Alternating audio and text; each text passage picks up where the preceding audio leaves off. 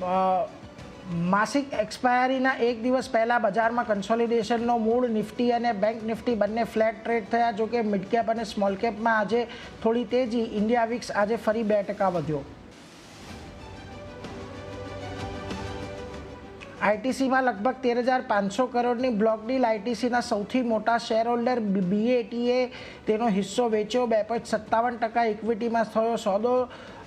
રૂપિયાના ભાવે લગભગ 29 કરોડ શેરનો સોદો. નબળા પરિણામો છતાં એલઆઈસી વેચવાની સલાહ ઉપયોગી સાબિત થઈ. એલઆઈસીના આકર્ષક વેલ્યુએશન. શેર લગભગ 5% વધ્યો. યુબીએસ અપગ્રેડ પછી આરતી ઇન્ડસ્ટ્રીઝ પણ દોડ્યો. ચોલા ફાઇનાન્સમાં પણ એક્શન. સારા Q4 પરિણામો પછી હિન્દુસ્તાન કોપર ચમક્યો. શેર 4%થી વધુ ઉછળ્યો અને ફ્યુચર્સમાં ટોપ ગેનર બન્યો. જોકે પરિણામો પછી એનએમડીસી દબાણ હેઠળ તો બોશ વાયદાનો ટોપ લૂઝર બન્યો. અને આજે વાયદામાં ક્યુમિન્સ, ગ્રેન્યુઅલ, સેલ સહિત 6 કંપનીઓના જાહેર થશે પરિણામ. 30% ઘટી શકે છે સેલનો નફો. આવકમાં 5%નો વધારો શક્ય. ગ્રેન્યુઅલ્સની આવક અને નફો ઘટવાનું અનુમાન.